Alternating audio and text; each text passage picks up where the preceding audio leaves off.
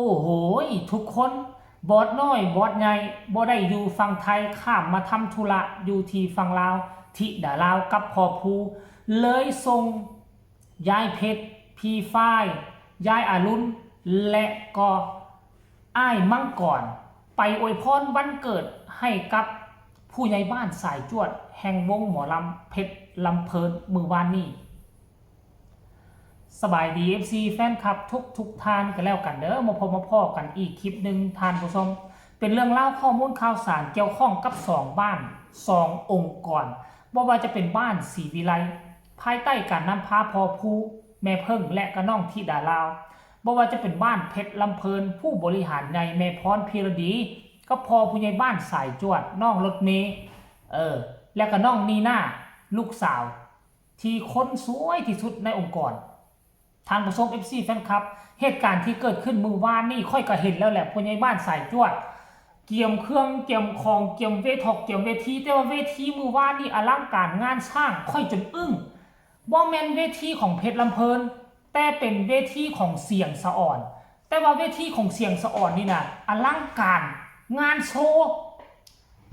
แสงสีเสียงป้ายฟื้นป้ายไฟป้าถูกครบเครื่องป่านว่าวงใหญ่ทานผู้ชมและมือวานนี่เราค่อยกับบูฮู้เดี๋ยวค่อยกับบ่ได้เข้าไปเบิ่งบ้านมาเห็นเศร้านี่อ้าวเป็นวันเกิดวันคล้ายวันเกิดของพ่อผู้ใหญ่บ้านสายจวดในเมื่อเป็นวันสำคัญขนาดนี้และวงนี่องค์กรนี่ก็มีความสำคัญต่อธิดาลาวหลายทั้งพอผู้ทั้งธิดาลาวบ่อยู่สิเฮ็ดแนวใดบาดนี้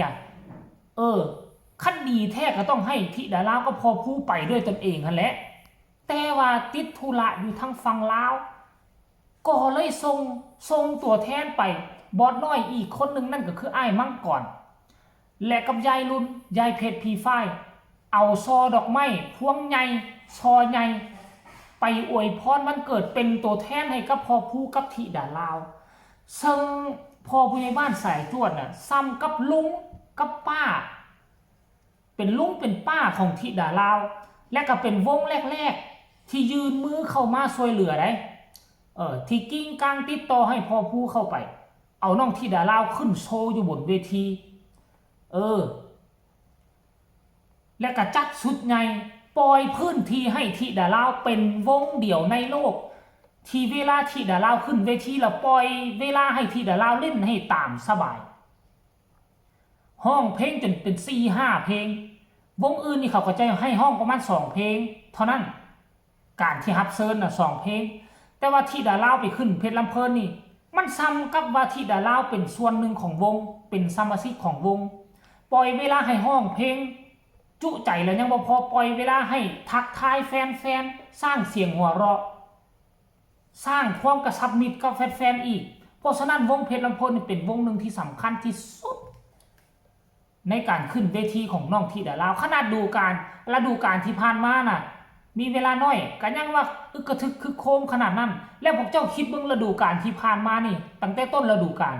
ธิดาลาวสิบ่ได้เที่ยวไปฮับเซิร์นทั้งเพชรลำเพลินกับเสียงสะอ่อนนี่หัวคันใดจนเลื่อมพุ่นวะแน่นอนข้าเจ้าต้องบ่ทิ่มกระแสของน้องธิดาลาวก็บ่ธรรมดาดึงธิดาลาวไปร่วมงานนำมันก็สิเฮ็ดให้ทั้งเสียงสะอ่อนและเพชรลำเพลินมีกระแสก้าวขึ้นอีกบาทก้าวนึง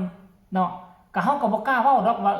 คันมีธิดาลาวเลยสิพาวงนี่ไปโด่งไปดังกว่าวงอื่นบ่กระแสธิดาลาวก็มีพอซ้ำนึงแต่ถ้าเอาไปผสมประสานใส่กับเพชรลำเพลินแล้วมันจะบวกมันจะยกระดับให้วงเพชรลำเพลินวงเสียงสะอ่อนยกระดับขึ้นมาอีกระดับขั้นหนึ่งพุ่นใดท่านผู้ชมเว้าแบบนี้บ่ได้ว่าอวยธิดาลาวเด้รายละเอียดจะเป็นอะไรอยากให้ทุกคนไปส่งวินาทีที่ยายรุ่นกับยายเพชรไปฮอดจอดถึงงานวันเกิดของพ่อผู้ใหญ่บ้านสายจวดแล้วจังมาพ่อกันในช่วงต่อไปเชิญชมเลยยังสวย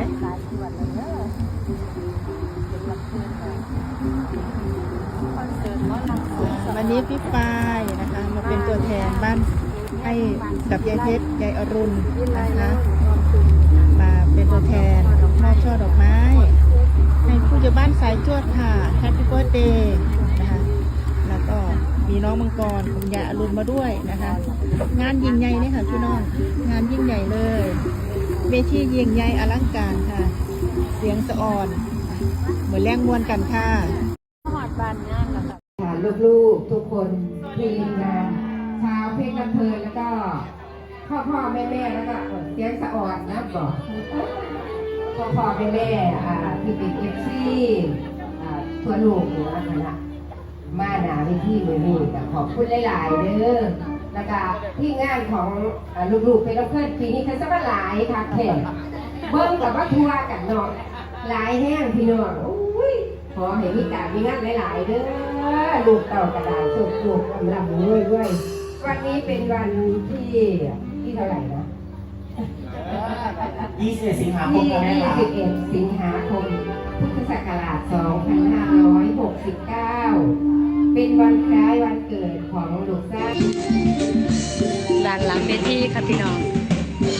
โอ้เป็นบรรยากาศที่อบอุ่นค่ะพี่น้องลูกหลาน200 กว่าชีวิตค่ะ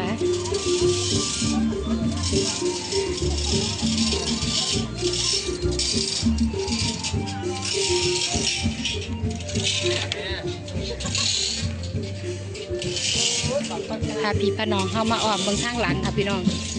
โอ้บรรยากาศดีค่ะวันนี้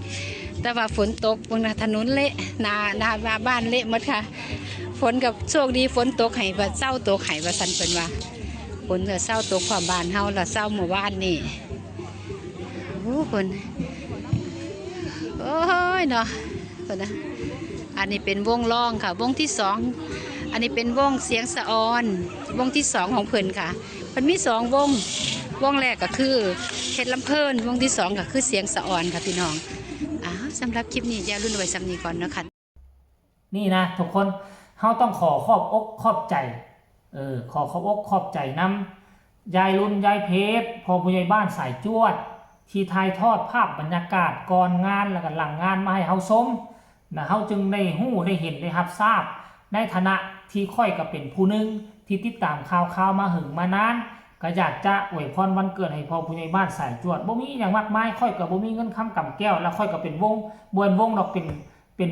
ช่องน้อยๆแต่ว่าก็ด้วยคิดด้วยใจอยากจะส่งกำลังแห่งใจไปให้หวังว่าฤดูกาลหน้าที่จะมาถึงนี่ทุกสิ่งทุกอย่างที่มันลำบากมาหลายฤดูกาลขอให้มันหายปานปิดทิ่ม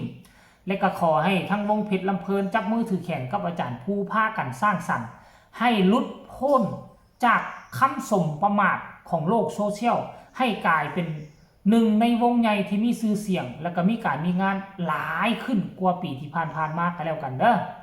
ทั้งพ่อผู้ใหญ่บ้านสายจวดแล้วก็แม่พรพีรดีทานผู้ชม FC แฟนคลับอันนี้คือเรื่องเล่า2บ้านที่หักแพงกันมาเนาะ FC แฟนคลับกับบ่ได้ดูหมิ่นดูถูกกันทั้งเพชรลำเพลินกับยินดีปีดาทั้งบ้านศรีวิไลก็เข้าไปสนับสนุนโดยการกดไลค์กดแชร์เวลาที่น้องที่ดาราไปขึ้นให้กำลังใจกันตลอดเวลาเพชรลำเพลินมีปัญหาเจอประเด็นดราม่ามาอันนี้2บ้านที่หักแพงกันอยากให้วงการหมอลำเป็นแบบนี้แหละหลายวงอยากได้แบบนี้อยากได้ FC แบบนี้แต่บ่มีซอกหาบ่เห็นมีแต่เพชรลำเพลินกับบ้านศรีวิไลเท่านั้นท่านผู้ชมเนาะสำหรับคลิปนี้ก็ขอฝากฟังเอาไว้สำนี้เด้อค่อยเชื่อว่าคันที่ดาราอยู่นะที่ดาราต้องได้ขึ้นเวทีห้องเพลงอวยพรวันเกิดให้กับป้ากับลุงแน่นอน100%นั่นแหละเสียดายแต่ว่าที่ดาราบ่อยู่ท่านผู้ชมเว้ยบ่เว้าหลายใหญ่ห้างขอลาท่านผู้ชมเป็นเพียงซ้ำนี้ก็แล้วกันได้หิวข้าวแห้งละเดี๋ยวสิไปกินข้าวก่อนสบายดี